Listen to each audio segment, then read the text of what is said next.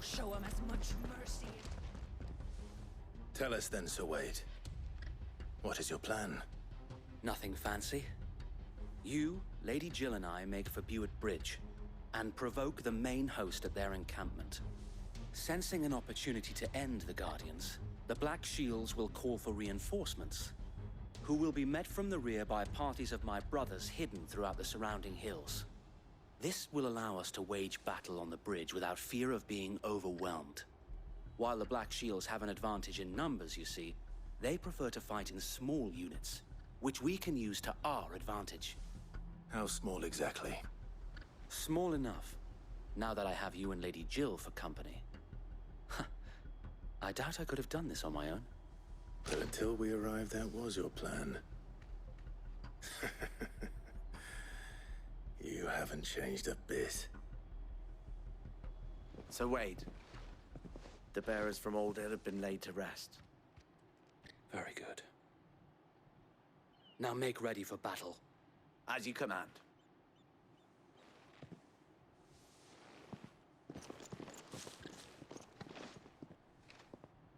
Thank you, Sir Wade.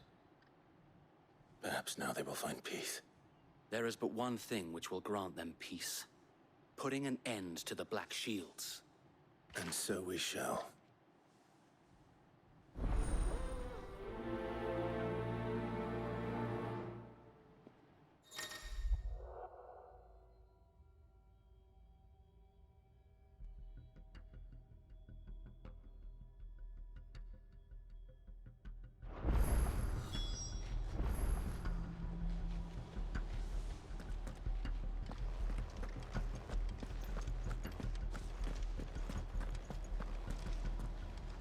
May the blessing of the Phoenix go with you. How long have you been pursuing the Black Shields? Since they burned their first village. We tracked down the bastards responsible and fed their corpses to Stillwind. Suffice to say, that got their attention. It's been a game of cat and mouse ever since.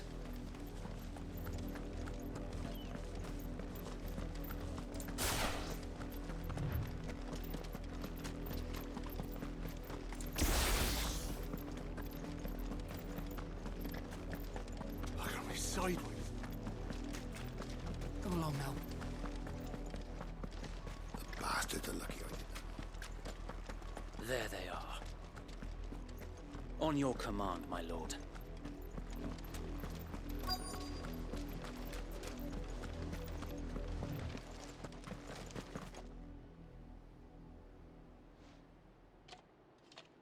What is it now? I told you! We bear a message for the Vicereine. From the Guardians of the Flame. Ha! You presume to tell us that a pair of filthy vagabonds, a woman and a dog, could guard aught against the might of the Black Shields? Then come! Die along with your flame! For us, area! For us area! Your petty revolution ends here. On these our swords we swear. Stay down! Over here! All yours, Bloody hell! Reinforcements from the far bank! The Wyvern to fight their battles for them.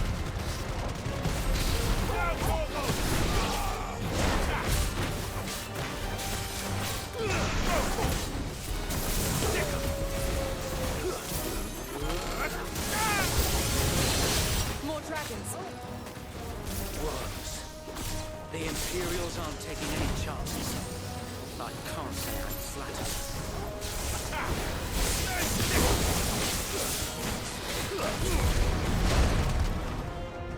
All yours, Torgal!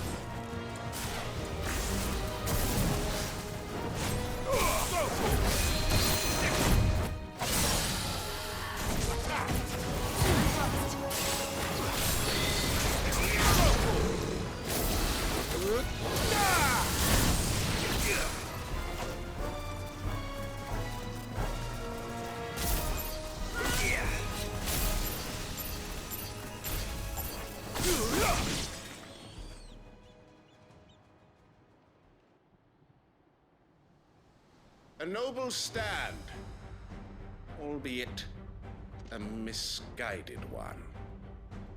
In taking it, you have but proven our point. That this land is in dire need of cleansing.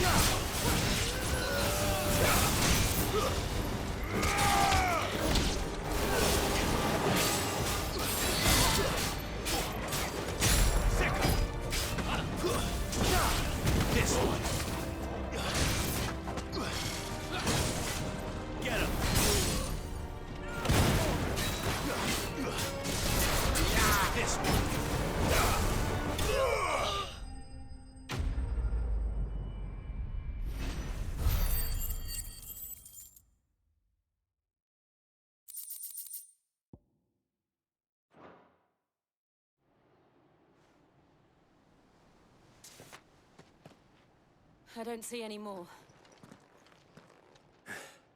Nor do I. The plan worked.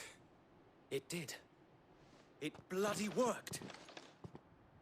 We sent every last one of the rotten bastards straight to the mud! My, Lord, perhaps this will be enough to stop the Cullings. For the time being, at least. Perhaps. Though I doubt my mother will take this loss well. She'll move swiftly to see her minions' ranks replenished. And then it will all begin again. I often wonder if the nation we once knew is gone for good. Her fields rot. Her people starve. We battled to preserve the flame that was, but for every foe we fell, another springs up in its place. Yet be that as it may, it is still our home, and we must fight for it. As we always have, and always will. For as long as the Firebird's flame burns in our hearts, the Duchy cannot die. And her loyal subjects may dream of a day when the Rosarian standard flies over Rosalith once more. So wait, Think we should fall back to Port Isolde before the garrison sends reinforcements? A sound strategy, my lord.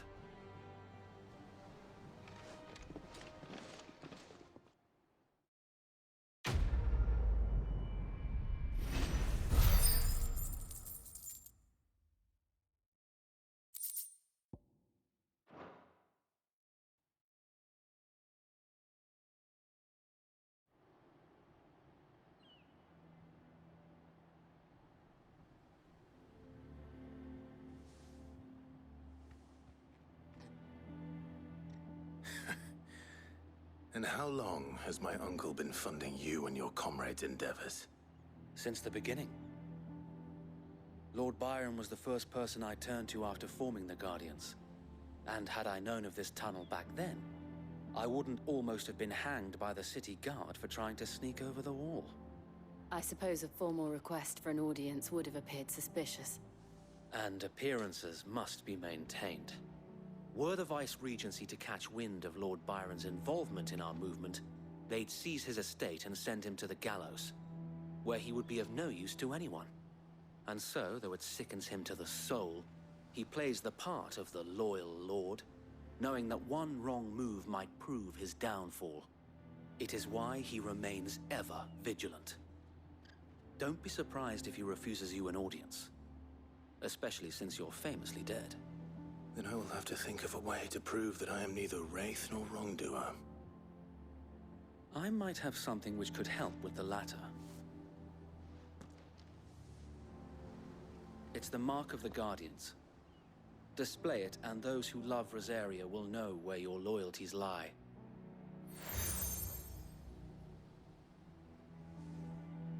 I shall wear it with pride. Be sure that you do. I don't want my men attacking you again. Unless you deserve it. If only Sir Tyler could have been here to see you. Or the Lord Commander.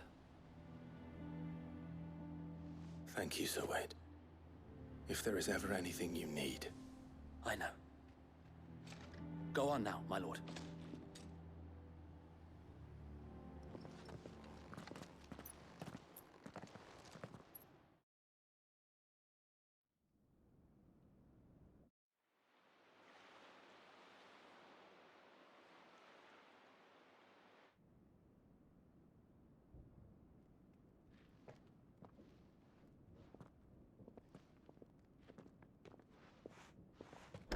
How accommodating. Do you really think they believe we are who we say we are? Not a chance.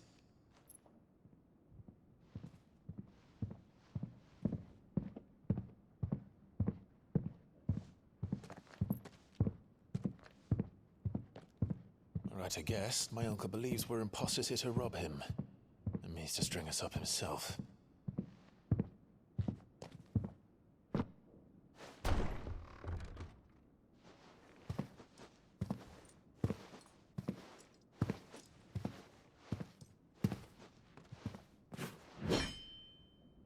Imagine my surprise when I was told my nephew had come to visit.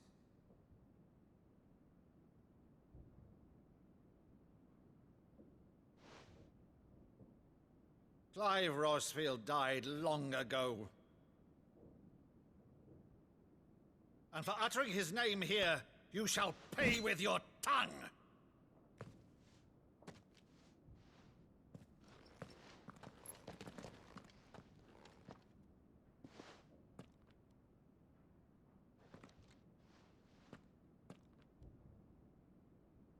You would mock me as well?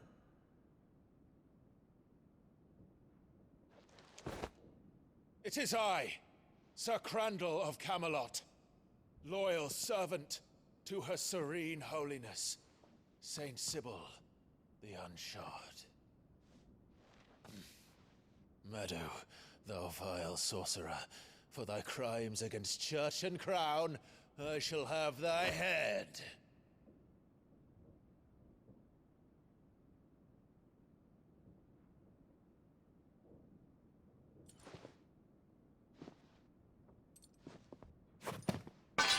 Curse thee, infectious flax wench.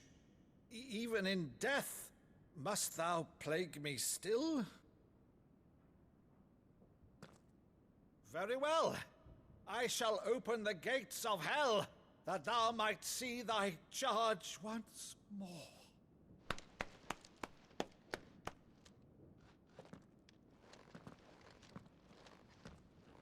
Bravo, Uncle. You're still the finest Maddu in the twins. Oh, Clive, my dear boy, it's really you.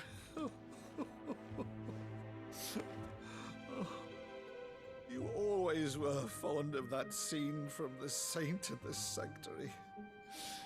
Never did let me play Sir Crandall.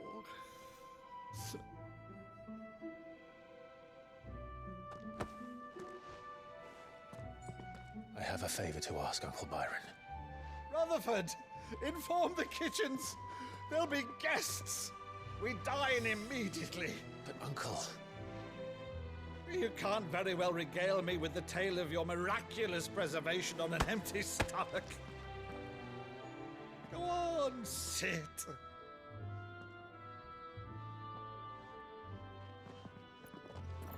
See that you use the good plates, Rutherford.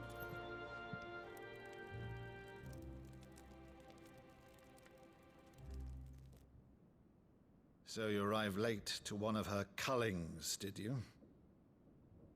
Since becoming Vicereine, Annabella has been a constant thorn in Rosaria's side, but these atrocities are a new low. Something has changed.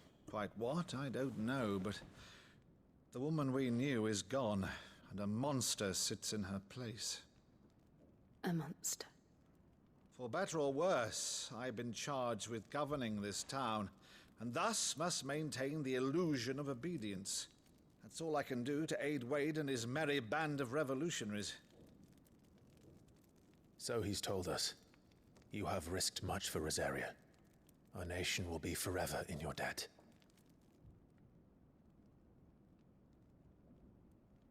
It has been 20 years, Clive. The nation your father and your forefathers fought to defend is no more. Perhaps it would be otherwise had I the courage of my brother.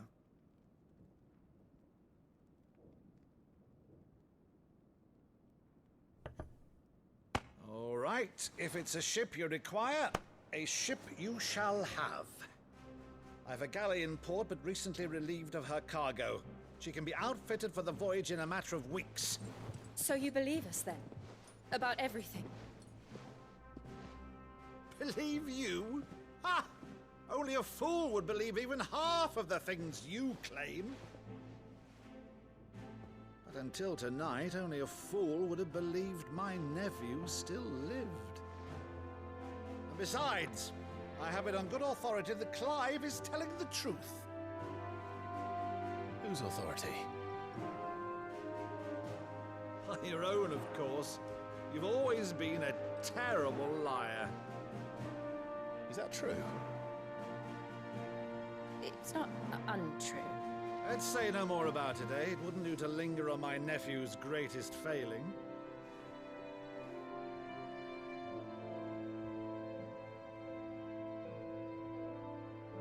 The one thing I cannot believe, though, is all this about you being Sid.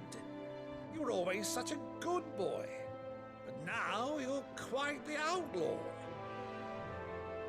Which, if I'm not mistaken, would make me an outlaw's uncle. Right then, who shall we pillage first? Rutherford, fetch me my cutlass. This will be fun.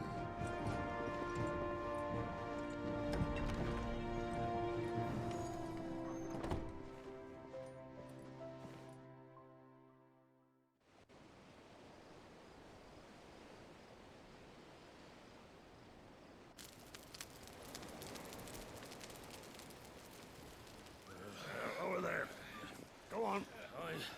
She's a fine ship, isn't she? Once outfitted, she'll bear us across the boiling sea to Drustinus in the space of 3 days.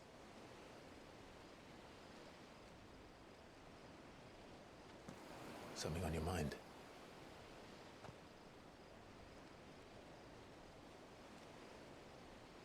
Monsters. When I served the Iron Kingdom, I did so because I saw no other choice. Because once they learned that the lash would not move me, they turned it on those who could.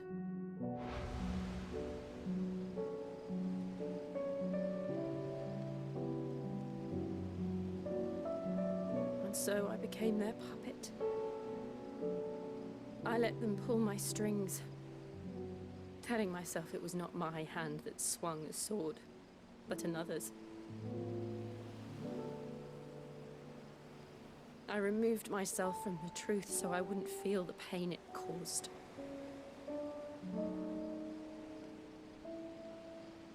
And before I knew it, I no longer felt anything. Anything at all.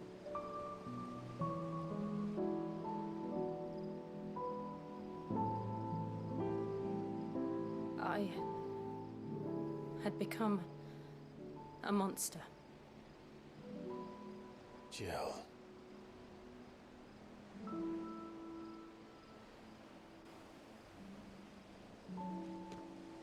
I don't want to be a monster, Clive. Do you understand? I want to choose a different path, a better path. To live on my own terms. But before I can do that, I need to come to terms with my past.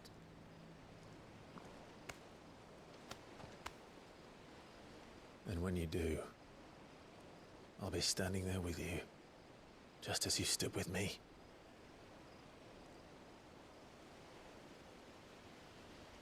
Thank you, Clive. I must atone for my sins.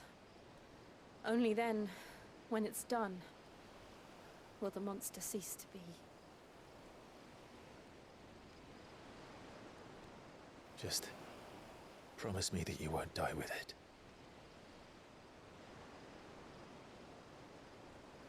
Now, let's get some sleep. The journey back to Benamir is long, and there is much to tell the others.